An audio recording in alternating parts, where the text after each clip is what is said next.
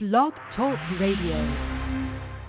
I always wait for that Blog Talk Radio to come on. I want to thank you, first of all, for tuning in to Off the Shelf Radio for this Saturday, May the 7th. And I'm still waiting for our guest to arrive.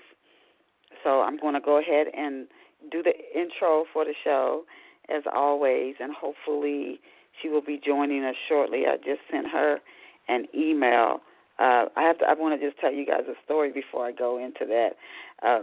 We've been Off the Shelf, thanks to you all, and I mean that sincerely. Thanks to every single one of our loyal listeners. We've been here on Off the Shelf going on 12 years, and the way the show started, I was actually going out to just promote my books to get an interview for Portia, my first novel that came out in 1998. And the owner of the show at Rainbow Soul, Neil Blake, he said, why don't you just start your own show? And I had no idea, nothing that went into radio, absolutely nothing. And I did.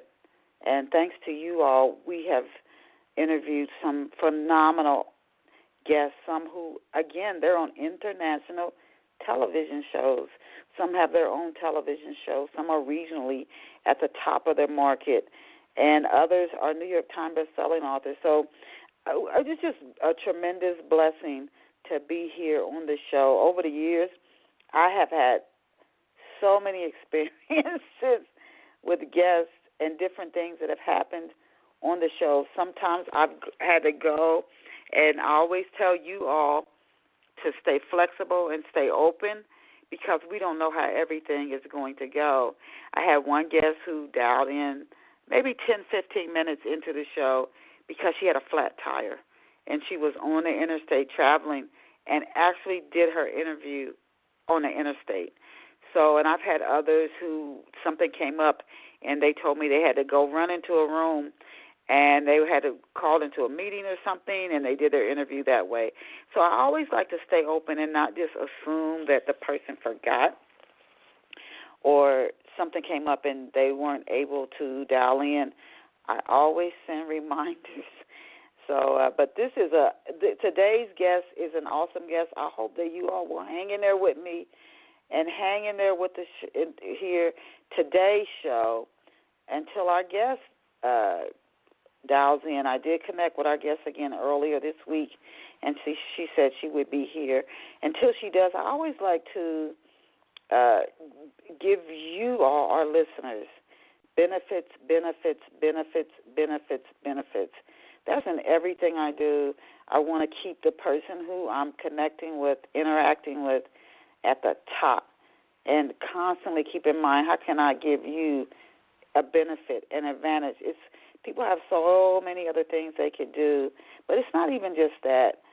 Wherever we go, I don't want to see us waste our time, and that everything we did, we came away with some advantage or some benefit that we could use in our lives.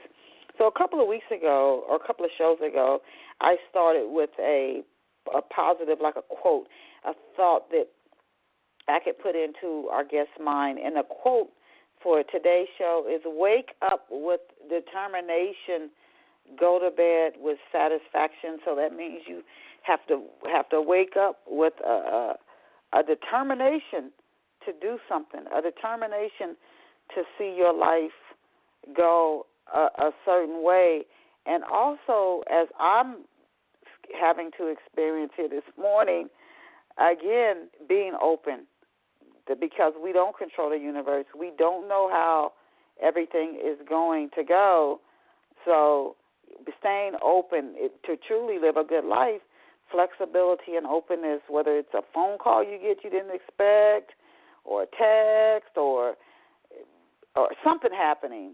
I'm in the middle of it right now as the host of this show, waiting for the guests to dial in. So different things happen, and we have to stay flexible. We have to be ready to fill in the gap. We have to be ready to fill in the gap. And I'm telling you, if you get involved with anything, and everything we do requires us to connect with other people, you're going to have to be flexible and open, because people may tell you, yes, I will do this, or yes, I will do that. And something may come up and they're not able to. And you have to be ready to keep moving forward. I also want to tell you guys, well, I have this time, and this is a gift as well, about my latest book. I'm working on another book right now, but my latest one on the market is Love Pour Over Me. And it's an ebook format and in print. It's at Amazon, Barnes & Noble, Walmart, ebook it. Any offline or online retailer can get a copy of it, but because it's carried by the largest book distributors in the world, and it's the distributors who get the books into the bookstores. So whether it's an ebook, there's generally an ebook distributor, or a print book, there's a distributor. And the larger the distributor is, the more stores they can get the books into. So you can get Love Pour Over Me in ebook format or in print, and it's about 300 pages. Love Pour Over Me is a story for people. If you love mystery, there is a mystery banked into the story. So if you love mysteries, you would enjoy Love Pour Over Me. But the heart of Love Pour Over Me really is relationships. And isn't that what drives all books? Every story that you read is the relationships. A lot of times we think, and I thought this for years too, that it was the characters, but it's actually the relationships that the characters have with each other, I think, that helps to drive the story forward. And if not with each other, I'm thinking of the movie Castaway with Tom Hanks. If not with each other, then it's the relationship that the characters have, either with themselves, or it could be elements of nature, similar to what happens in Castaway. And it's that carries the story. It's that reaches us as readers. It makes us want to find out what's going to happen to this character.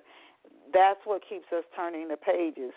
So those in Love Pour Over Me, the relationships are at the heart of the story, particularly relationship between Raymond Clark.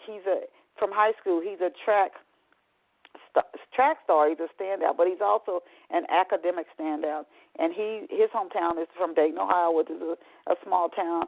And he goes to college, and his life really changes when he goes to college, and he meets his soulmate, Brenda. But because of things that have happened in Raymond's childhood, due to the fact that his father was challenged with untreated alcoholism, which is really nightmarish for anybody. Anytime we have any illness, whether it's physical, mental, but it's untreated, we know how bad that can get.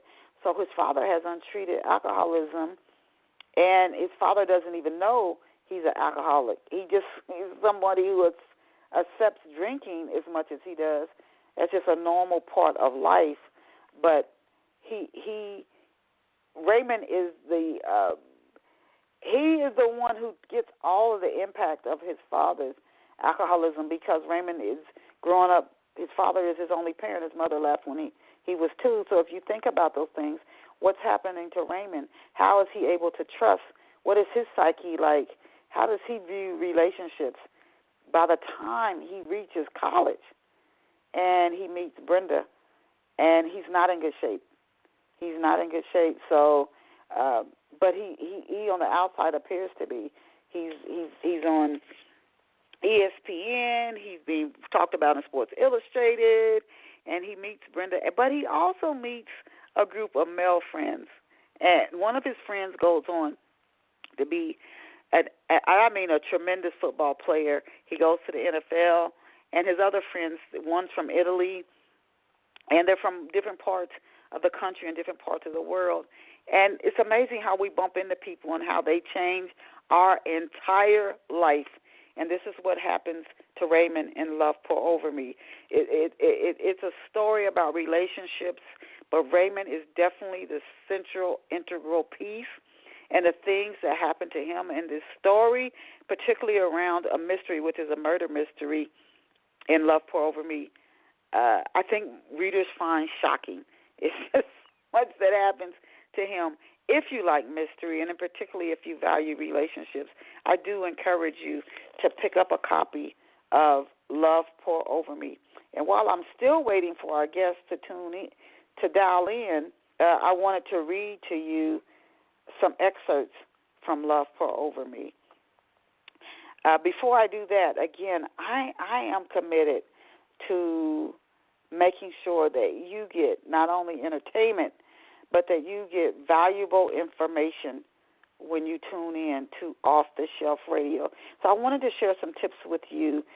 For those of you who might be marketing your product, I just heard about a book event that's going to be in Atlanta I want to go to. It was really just outside of Atlanta. They told me it's almost sold out. So you might be hosting an event. There was recently the Dayton Book Expo that Valerie Coleman has put on for years. She said they're up to now 500 attendees. Again, the being determined, being flexible, being consistent, being able to keep moving forward even when things don't go as planned, and to do it with grace, to be able to do that, that's a huge part of success. That's a huge part. When we start out and things are great, we're encouraged and enthused and inspired.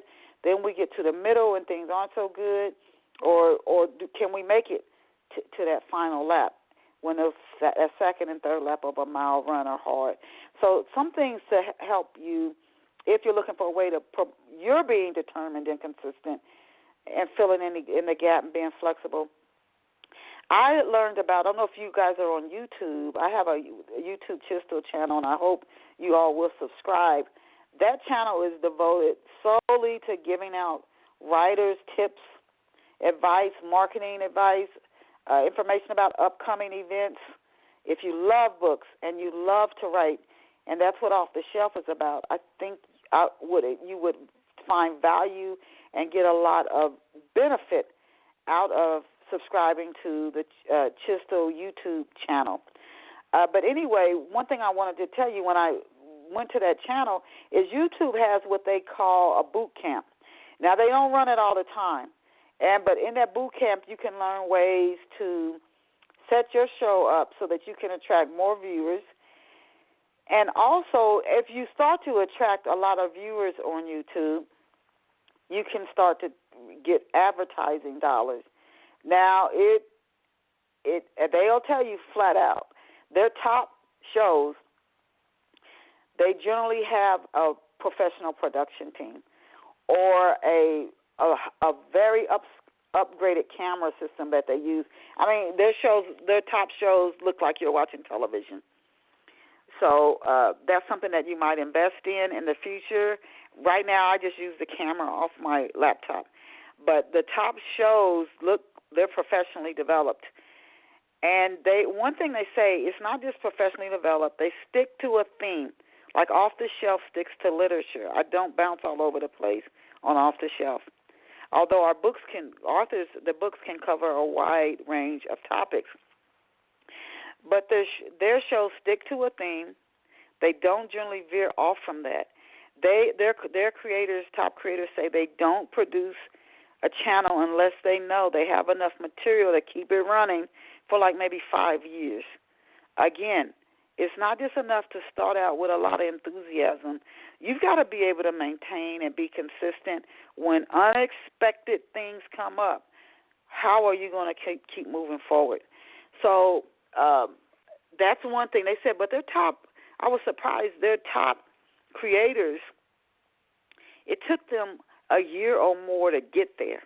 So you're talking, if you do 3 shows a week, that's what?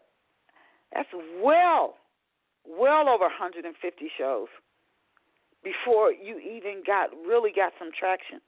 And some people, it took them longer than that. So I want to leave that with you to encourage you. But if you join YouTube and they send you an email and offer you the opportunity to participate in a boot camp, you may want to do that. And if you are a marketer and you help market for other clients, you can get a certificate from YouTube through their boot camp and add that to your resume or your online portfolio.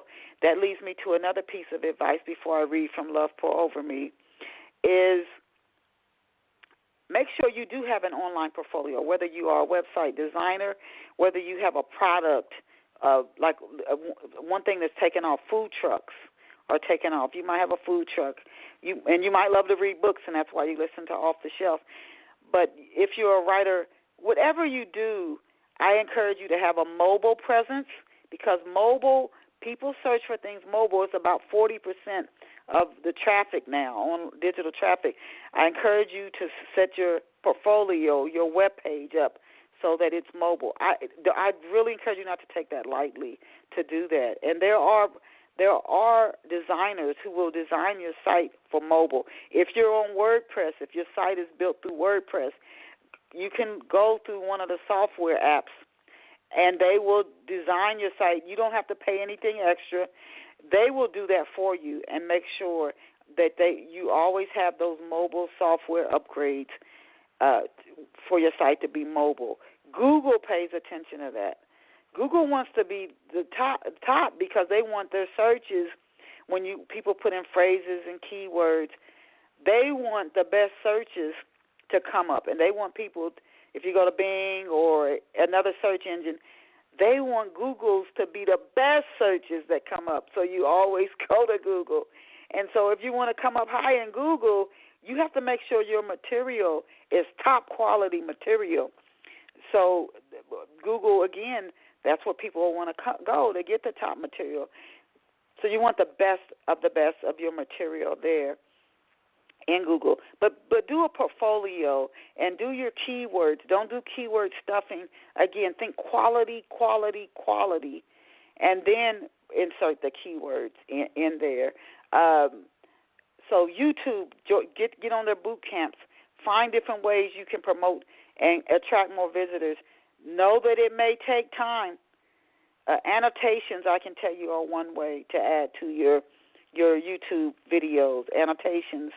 You can do videos at your home. You can do videos while you're at like a book festival and talk about that. That makes it unique. Now you have unique content that they can only find at your channel, and that's a plus.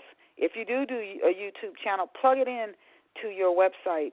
So you bring some of your YouTubes. You can do a blog post and say, to learn more about how to market your books online, see this YouTube video, and then embed your video link there. But just always add value. Another piece of advice I want to give, and I've got so many different windows open, you guys, to see if I hear from our guests today, and I haven't heard, so I'm just hoping and praying that our guest is okay. I haven't heard back from her yet, and we're almost 20 minutes into today's show. So here's what was the quote I had again for this morning? Wake up with determination, go to bed with satisfaction. And I talked about flexibility. I'm getting a lesson in that, but this isn't the first time this happened to me. This is probably the second or third time. So I want to, again, YouTube, marketing, do their boot camp, put annotations on your website, embed your YouTube videos into blog posts, at your portfolio. Again, any articles that you write, do guest posting. Try it when you do guest posting or whatever online articles you put on. Make sure you, if you can, and if they don't tell you, automatically ask if you can, include your byline, your name, and your short bio. So something like Denise Turney is a East Coast freelance writer and novelist specializing in financial services, small business marketing, etc. Those types of things. And then if they can let you put a link to yours. Great places to do guest posts for are places that get a lot of traffic, like Huffington Post. If you can start doing some writing for Forbes or some of the, because Forbes does accept articles from freelancers. Can you do something on America Online? Can you do something that will just generate a lot of traffic? And if you have your byline and your URL link, that gives you a lot of traffic at your site as well. So those are tips I'm sharing with you today, and other tips. Again, content has changed a lot since I started on the internet, and I've been doing freelance writing and writing for different clients, including Fortune 100 companies, for over 10 years. It's changed a lot. Early on, content was short, and it wasn't so much keywords. You really stuck to a theme, and it was short. And when I say short, 250 to 400 words. That has changed. So, again, that's why I like going to things like HubSpot has an inbound marketing certification, and I'm not affiliated with HubSpot at all. They're not the only ones. There are others. Google has a Google Analytics and a Google Marketing Academy that you can go to. And just every week you take a different training the same way through HubSpot. And HubSpot has a free one, and you can get a certification. It's good for, I think, 13 or 15 months. And then they upgrade it to keep up with the trends and the changes. And I forget on Google how long their certification is good for. But I encourage you to do those things if you're looking to market and promote anything you're doing, whether it's social media, which is, of course, YouTube, Vimeo, Instagram, MySpace, Facebook, Twitter, Pinterest, Google+, I'm thinking of Tumblr.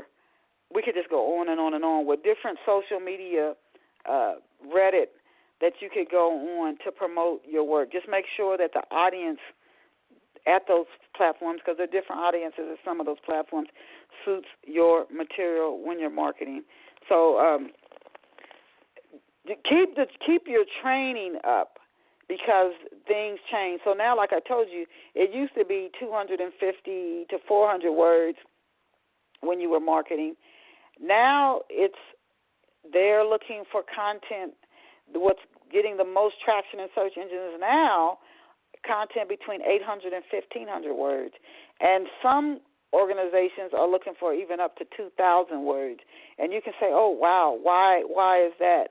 Because when you're just writing content to have content out there and to put keywords out, you might not really care about the reader. And anything you do in life, you have to keep the person that you're communicating with, whether you're talking to somebody, you're providing a service, a product, they have to be at the top. You have to keep them top and center. Your focus cannot be on, like me on Off the Shelf, how can I sell more copies of Love Pour Over Me? I hardly even mention my books on Off the Shelf at all. And the same thing when I'm on YouTube, I'm giving tips and advice. I'm not pushing and talking about my books a lot while I'm on there. So you have to keep the person who is dialed in front and center. How can I give them value, even in a situation like today where I'm having to be flexible? Immediately I go, how can I give you value instead of just pushing my books? How can I give you value? And I hope you appreciate that. I really do. I hope you really sincerely appreciate it, because this isn't the way I was going to be interviewing a guest, but how can I give you value? That's why now the longer articles are having more leverage. They're having more weight than the shorter articles, because with a shorter article, people who don't even have solid writing skills could push out a 250 article, fluff, and just stuff it with words. Just stuff it with things that don't even really are not going to be advantageous or beneficial to the reader, but the keywords and the links can help get their business up in the search engines. Well, the search engines, the people behind those, they got smart, and so are readers. Like, I don't want you to waste my time. So now the longer articles, you can't do 2,000 words of just stuffing something with nothing. Nobody's hanging in for that long of a ride for that. It has to have value. It has to. So it's actually a good thing for writers who do value readers, who do want to provide quality content. That's a huge plus. That's a huge plus. And I can remember when the internet first came out, the short pieces, the keywords, the SEO, the meta tags, the meta descriptions, they are still important, but they have more value than the actual content early on. And you had a lot of content mills coming out because they had more value. Companies went up higher in search engines just because they had a lot of content and a lot of links. And people who wrote serious journalism-type writing or a lot of well-researched content, they fell off. They fell off. Well, those who stuck with that, the value for the reader, the doing the interviews, the doing the research, and their income dropped and they fell off. Well, those who stuck with it, who were determined, wake up with determination, who were consistent and stuck with it, now they're starting to rise back up. So I encourage anybody to be determined, stick with it, stay flexible, and if you are marketing, you may have to start writing longer pieces. But if you have value, you may not be able to write the volume of work you were writing before. But if it's quality and people come away saying, I got something out of that. Somebody listening to today's show, okay, I didn't even know there was a YouTube boot camp. You listen to Off the Shelf today, now you know. Oh, I didn't know HubSpot had an free inbound marketing certification program. You listen to today's Off the Shelf show, now you know. Oh, I didn't know that the search engines there's more leverage with longer, meatier, more value-added content than the shorter pieces. Now you know. I had no idea about meta descriptions and meta tags and long-tail SEO keywords. A long-tail SEO keyword is, instead of saying Miami, Florida, here's one. Miami, Florida beachfront rental homes. That's a long tail keyword. It's not like 1 to 3 words. It's a longer. So that would be like a longer tail keyword. And then you'd want what is your focus of it? I'm giving a lot of marketing tips on today's show. What is your focus of it? Is it Miami, Florida? So anything in Miami, Florida? Do you have a business that sells a lot of different products that are related to Miami, Florida, whether it could be books, scuba diving, gear, could be fashion wear? So then you just want to focus on Miami, Florida, or do you just zone in and you deal in beachfront properties? So you would want all your other keywords to focus on beachfront properties and make sure you also tie your content into Miami, Florida. I've shared about 3 or 4 free tips that a lot of people pay hundreds and thousands of dollars to other people to implement for them because other people know this information. They incorporate it in the content that they provide for you, and then you have to pay them for it.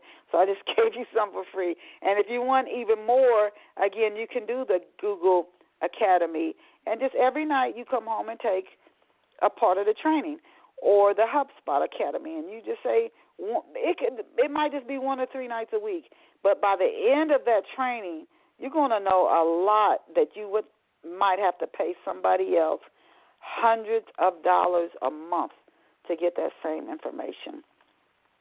I'm going to read now from Love Pour Over Me. I hope my guests hang in there even when they come in to the archives, because I have a suspicion that our guest Sharon King, I don't know what happened with her. She had a very inspirational story. Just to tell you a little bit about the guest that we have scheduled for today, and she and I touched base on Tuesday, and she said I'm definitely on for our May the 7th interview, but from Tuesday to Saturday a lot could happen. but her story, she really hit bottom. And the title of her book, just to share it with you all, is "This is my introduction from me to you. Remember me." It's a nonfiction book. It's sort of like a story that she wrote to, I guess, her authentic self when she went through these challenges. She went through a period of homelessness and struggling with raising her children, and she went through abuse. These are the types of things that we're going to talk about on today's show. Oddly enough, the prior show on Off the Shelf, if you tune into it, deals with Christians and domestic violence.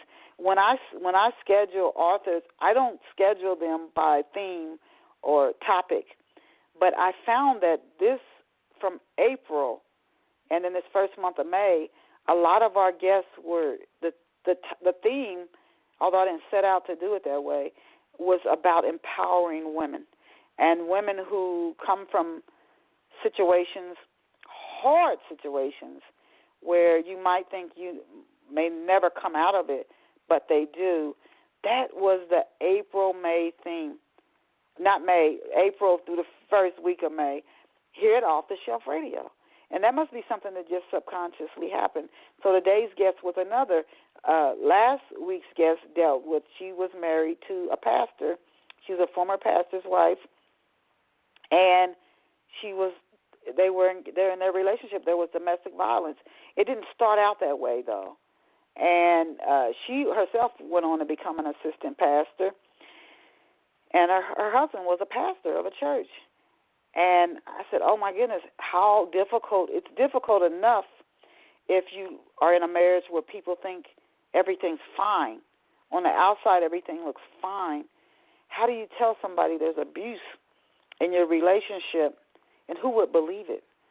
So that, and I encourage you to listen to last week's Off the Shelf show, the previous show here on Off the Shelf, our previous guest. And I found her while just looking through Artists First. And her book, Woman Submit, that's the title of her book. And she's done a lot of research since. She didn't set out, no way, to write that book because she didn't want the experiences in her life that made up the content for the book. She didn't want to have to go through those things. But her husband even, she talked about it in the show. One tip she gave was don't tell the person who's abusing you that you're planning on leaving. That's something you keep secret. You should tell people who you can trust, who won't go back and tell that person. I mean, you have to really be able to trust this person and tell them that your plans to leave, when you're leaving. And if you really don't think you can trust anybody, maybe you don't tell anyone where you're going. But somebody you can keep in contact with for a while. In some cases of extreme abuse, you can't tell anyone. You can't tell anyone except the person who has experience in helping people get out of abusive situations. They're the only person you could tell because somebody else might slip up. Your phone might get tapped. A text could be intercepted. Somebody you thought you could trust might think, oh, the right thing or the Christian thing to do would be to tell this person, and then it gets out, and the abuser finds out, and then the whole thing goes awry. So sometimes you can't tell anybody except an experienced person who knows how to help you get out. But in that previous show, she told her abuser, if you put your hands on me again, I'm going to tell the authorities. And he choked her into unconsciousness. And she said she learned through her research, you shouldn't tell. You just don't. And from her own personal experience, that could really set the person off. Someone who commits any act of violence, whether it's domestic violence or any act of violence, whether they're violent, whether at a club, a bar, they will come up with an excuse, of course, for their behavior.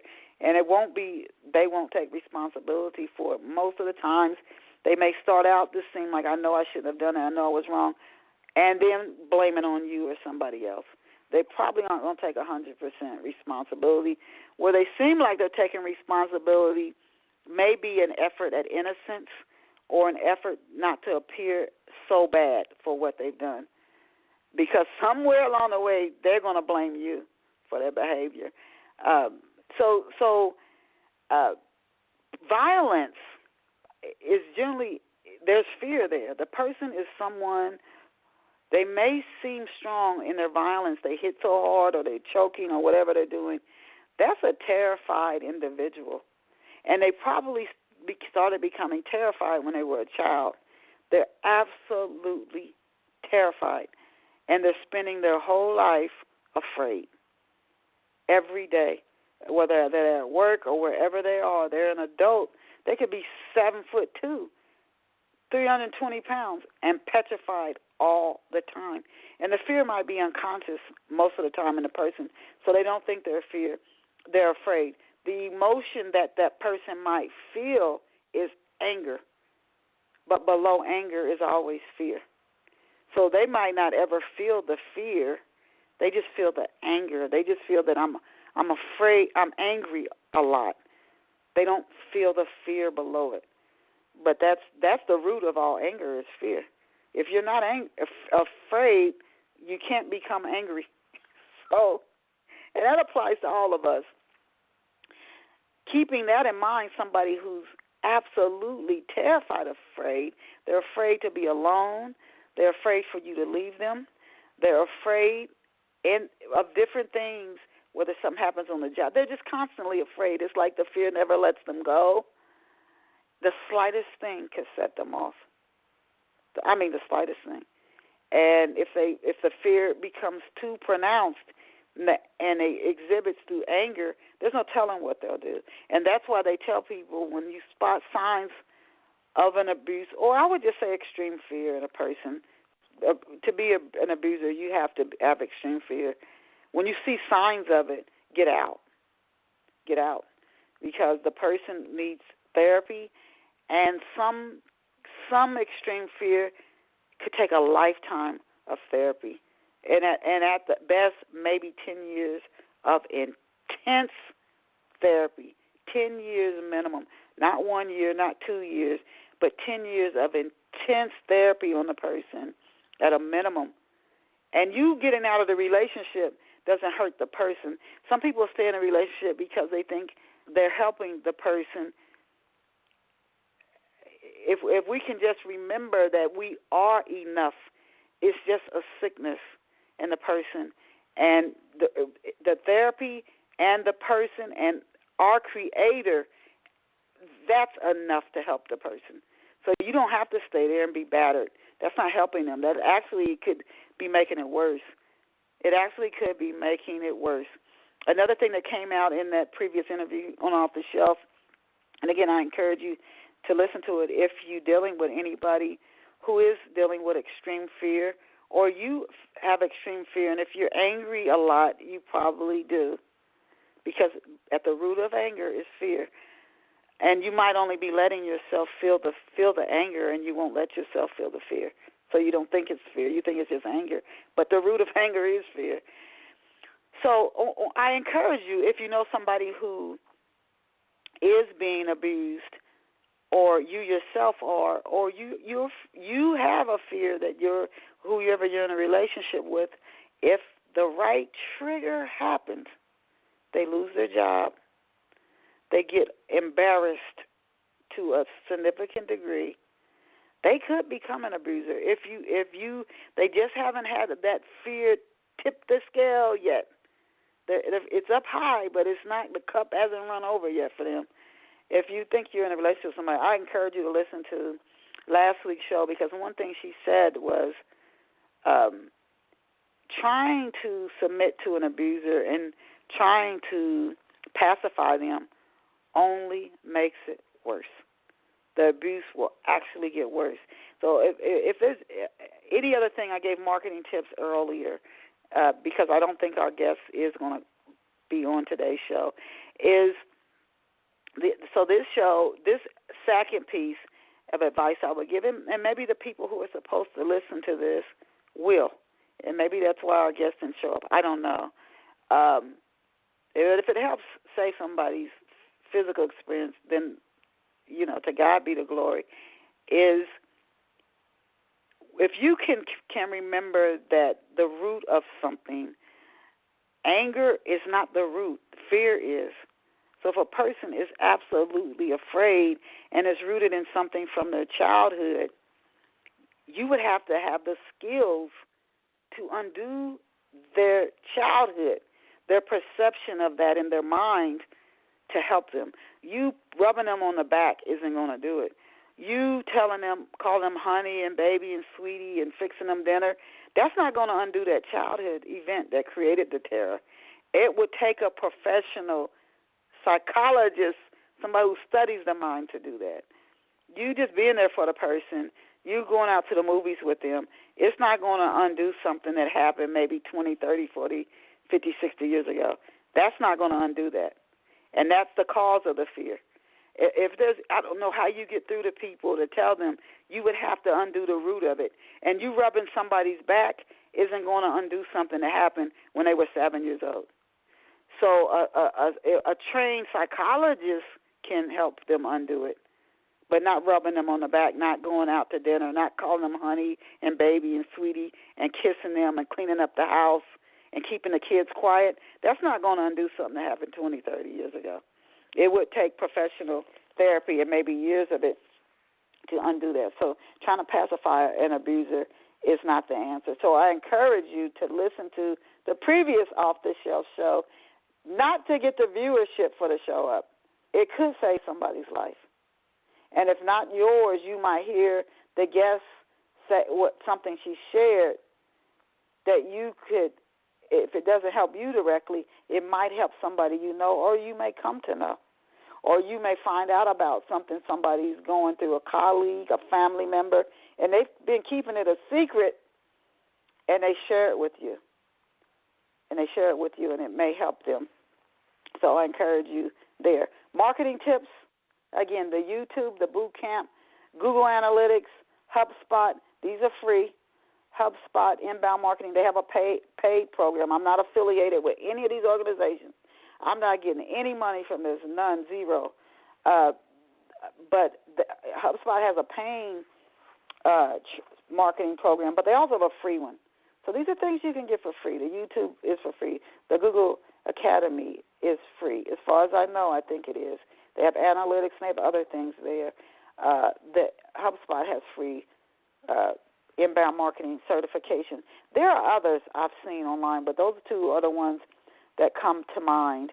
And then it's free also to subscribe to our YouTube Chisel channel, where we give free writing tips, some of the things I've shared with you today, upcoming book events. And then we do some fun things. Like I have there's a session at our YouTube channel that talks about great book beginnings, great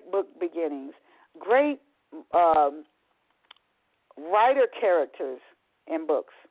That's also another one. And I think I just got a tip from Sharon King that says she will be on the show today, but she's not actually on the show right now. So let me go out to Sharon. This is a very interesting morning, folks. This is a very interesting morning. And I'm trying to keep talking even as I'm doing this. And I hope I didn't lose our guest.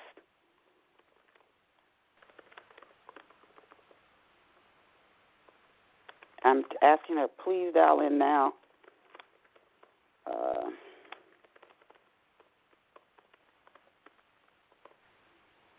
I don't know what happened.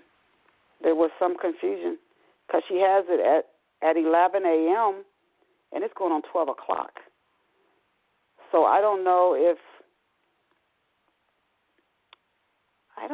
my guest is in a different time zone, and I'm afraid I may lose every listener.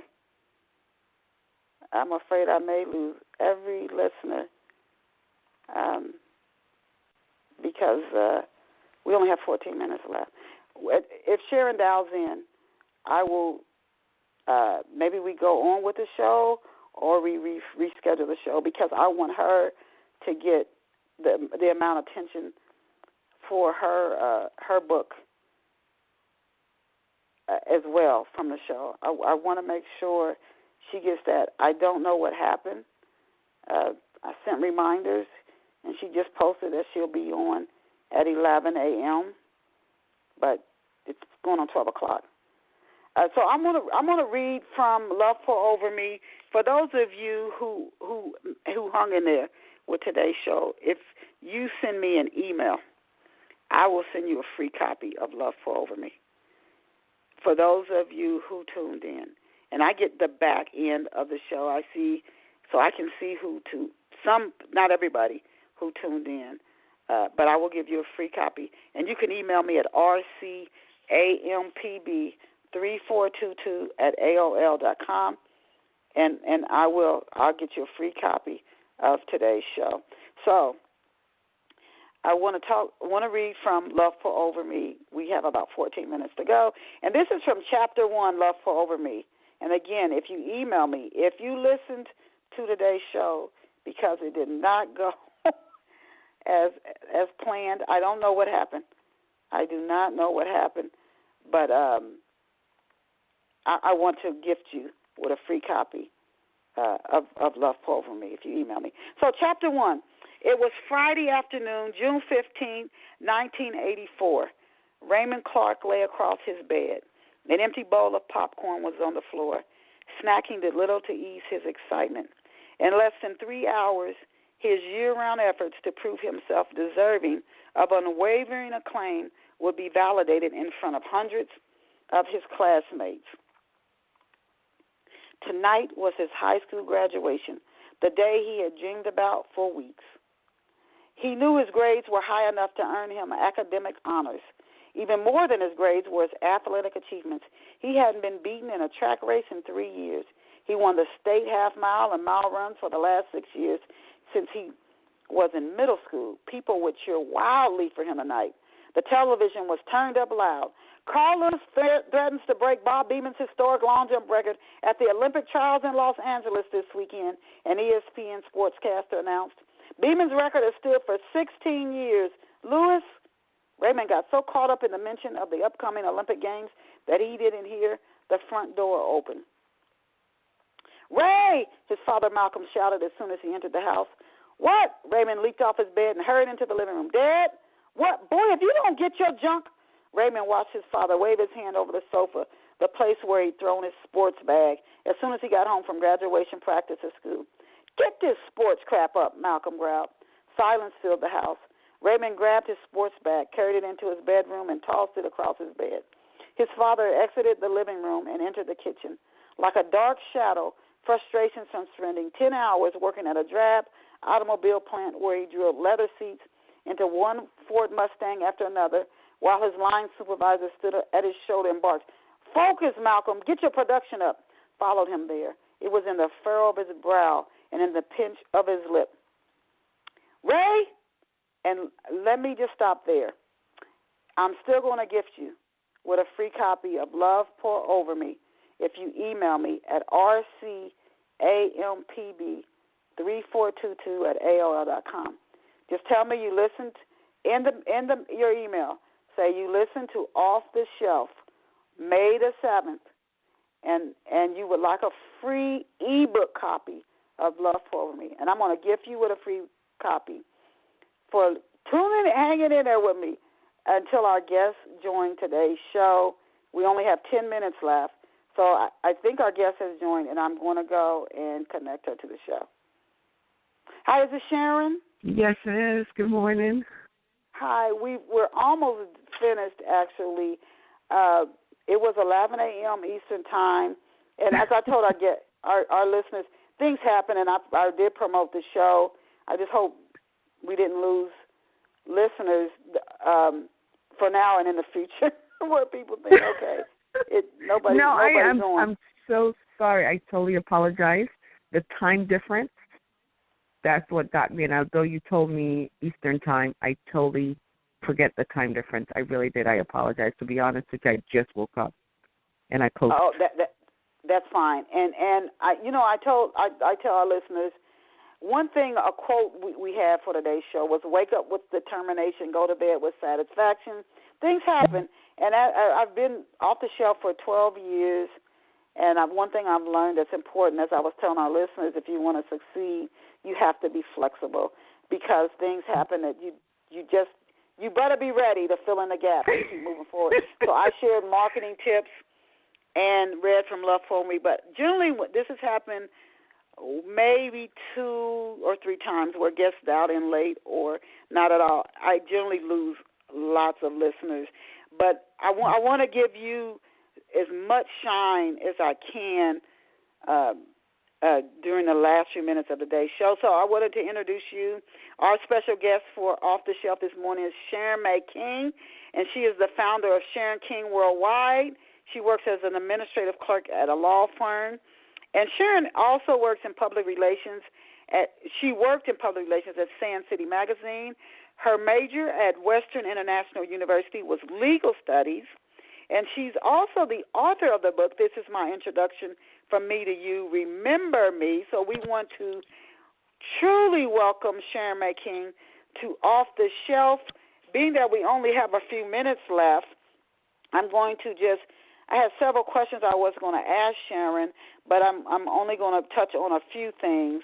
I know you also acted. Can you tell us about some of your acting experiences? First of all, I just would like to apologize for being late on your show. The time difference, no excuse. Although I have a kid that has ADHD and sometimes I fall asleep late with him.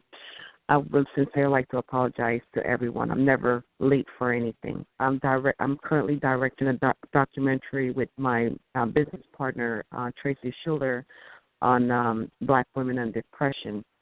I did acting in the 90s. I'm currently SAG eligible. Between acting and directing documentary and my upcoming movies and writing books, I have a lot on my plate. As a person, and I'm very inspired by my fellow authors and everyone around me. I did some acting. I did some backed-up acting with Law & Order SVU when I lived in New York. I currently live in California. I did a lot of backed-up acting. My future right now is to be on the front, on the big screen, with everything I have going on. Good for you. Now, So what inspired you, Sharon, to write This Is My Introduction from Me to You, Remember Me? What inspired you to write the book? You know, when I was in the homeless shelter, the Salvation Army homeless shelter in New York, there was a lot of women that were so depressed and going through a lot and, you know, giving up their babies and on drugs and on there wasn't protection because of being abused from their husband. And I was their strength because although I was in the shelter with my 3 kids and I had my 3rd child when I was inside the shelter, I was their strength. I prayed. I prayed a lot. I never went to sleep without praying, and I never wake up without starting my day without praying. And they said, you know, if you leave from here, Sharon, you have to write a book. And although they all gave me their phone numbers to stay in contact with them, I misplaced all their numbers. And I wrote the book. And it took me 10 years, just about 10 years to write the book because I had to go through counseling to get over what people would think of me. That was one of my biggest fears. So I wrote the book, and as I wrote the book, I felt free. I felt free. I was free from my past. I was free from judging myself. I was free from people judging me. And it was a big release for me. And I wrote the book. That is a huge blessing. And they say writing is therapeutic. And so they've told some people, even counselors, to write in a journal, write poems, because all of our issues come from within us. They don't come from outside of us. So writing might help us to unravel that ball of yarn. It could help us as we express. It could help us to unravel things. Can you give our listeners a brief synopsis of this is my introduction from me to you, Remember Me? Yes, I can. I'm going to read chapter 13 of my book, The Letter to My Three Children, at that time. Letter to My Three Children is on page 63, Jeremiah, Trevor, and Leslie. Thank God for blessing me with you, such an abundance of blessing like you, and every one of you from the very time I carried you in my womb, through the kicking, the movement, and all the morning sickness. And how could I forget labor and labor pains? If I had to do it all over again, I would. I love you so much, my words cannot express my love. Wherever you go in life, always remember your mother loves you. I wish nothing but godliness, love, success, fruitfulness, joy, peace, and the blessing of Abraham upon you. I want you to be well educated, better, smarter, and bolder. I will always be here for you, and I will always do my best to provide for you. But there are times when you have to fend for yourself. I have sacrificed and suffered, and I know you have seen and heard me cried so many nights. I don't want you to go through what I have been through. T.D. Jakes said in the book Reposition in Yourself, Living Life Without Limits. I know what it is to count someone else's discard as my blessing and do without altogether. Always, always remember to put God first. He will provide everything you need in life. With God, all things are possible. However, it is important to me for you to be independent. God bless the child that got his own. There is so much more out there in this world. I hope you realize that there is something larger than yourself, and you will come to realize your true potential. Find your strength, and don't ever be ashamed of your weakness. I send you to the best schools to get your education. Continue educating yourself no matter what. No one can take that away from you. Life is sometimes hard, and I want you to be prepared for this. The world is a cold place, and some of the people in it are cold too. However, there are a lot of good people in this world, and I hope that they come across your path and you theirs. You have trials and tribulations. Everyone have times like that. Remember, trouble don't last forever. Learn from it and try not to make the same mistake twice. Okay. Oh, what a beautiful letter. And you know what? It's so fitting that tomorrow is Mother's Day. So fitting. And that was, I'm sure your children really, when they read that, really appreciated that as well. Can you tell us, again, we don't have much time left, but can you give us a little background on you, where you grew up, and how did you go into the shelter because domestic violence, or what led you? How did you end up that part of your journey in a women's shelter? To America when I was 13. I came from Belize. I lived with family members. One of them took sexually advantage of me, and I couldn't say nothing. Or it was going to send me back to my country. I didn't have my passport. I didn't have my green card. I wasn't a citizen. I wasn't anything. So I took a lot of that. I ended up in the shelter when I lost my house. I was renting a house, rent with option to buy in Queens, New York, and I lost everything. And at that time of my life, I was really arrogant. I had it going on. I had a great job. I had it going on. I had this. I had friends. I had everything. And I think I was too arrogant. I wasn't humble enough. And I think God took everything away from me to humble me.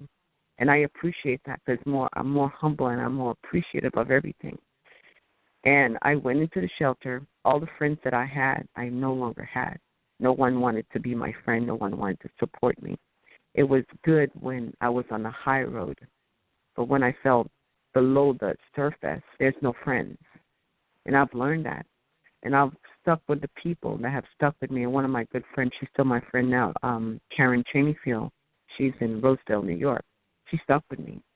And I have other friends that stuck with me also, but she stuck with me, and my friend Ralph Arnu and Iceline Arnu.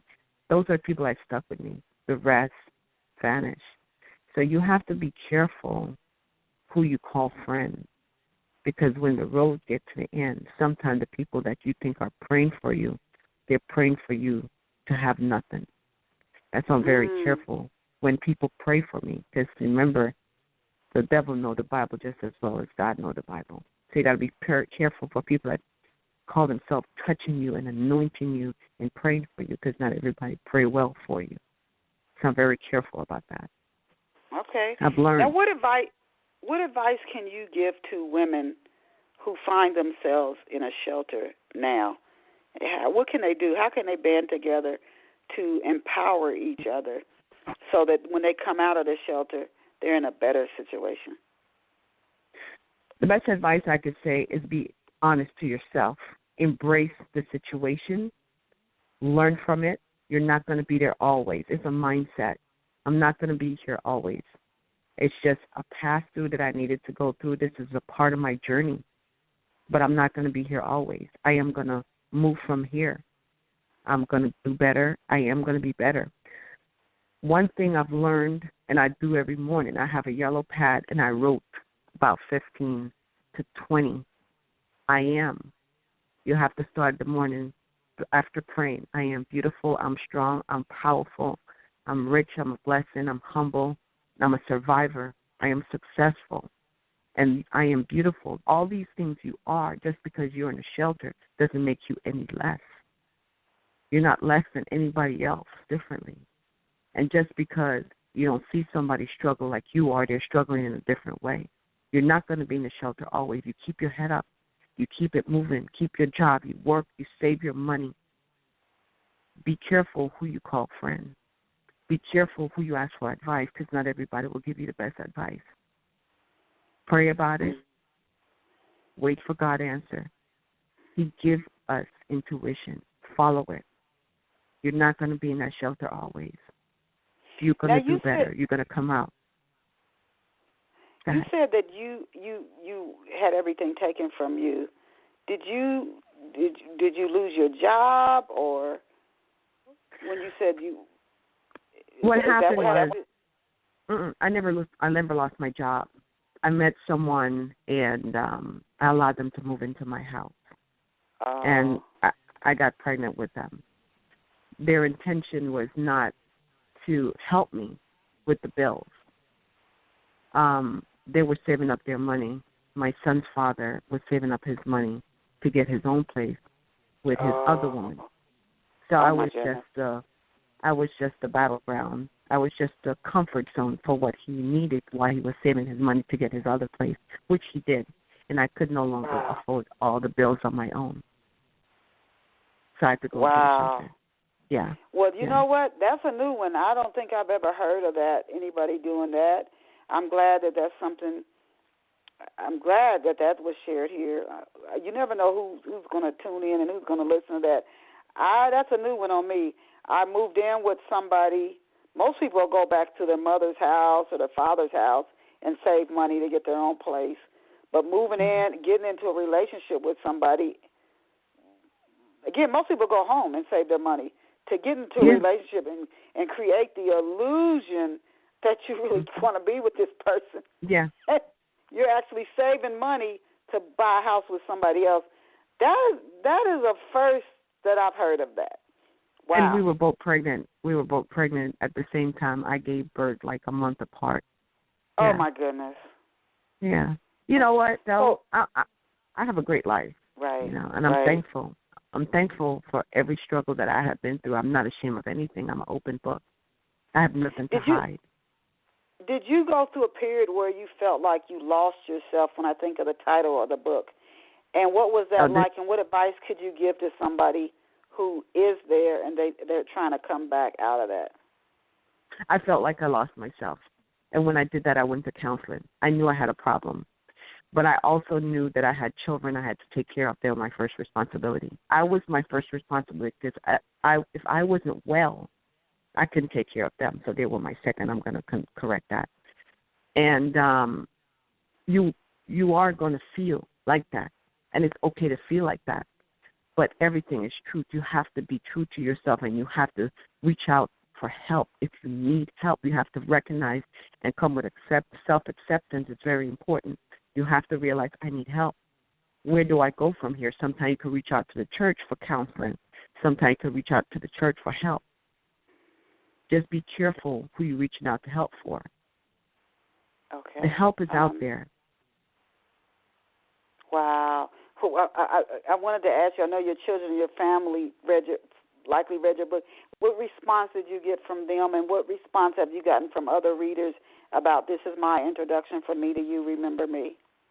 Oh, I had great response. I have great reviews in Barnes & Noble and Amazon.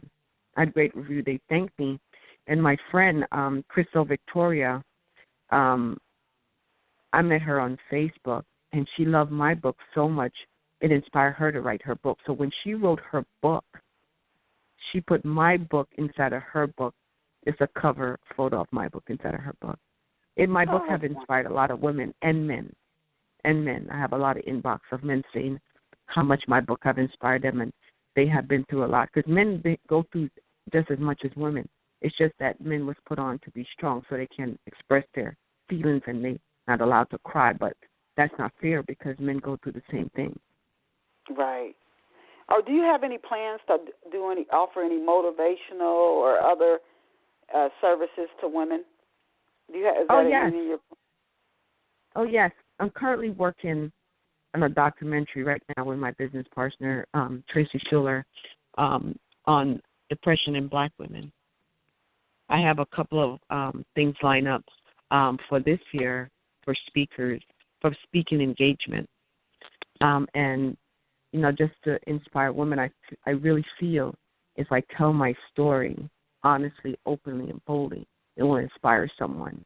Because women are hurting, men are hurting, people in general are hurting, but you just don't know what to say because you're so embarrassed, and sometimes your pride don't allow you to get the help that you need.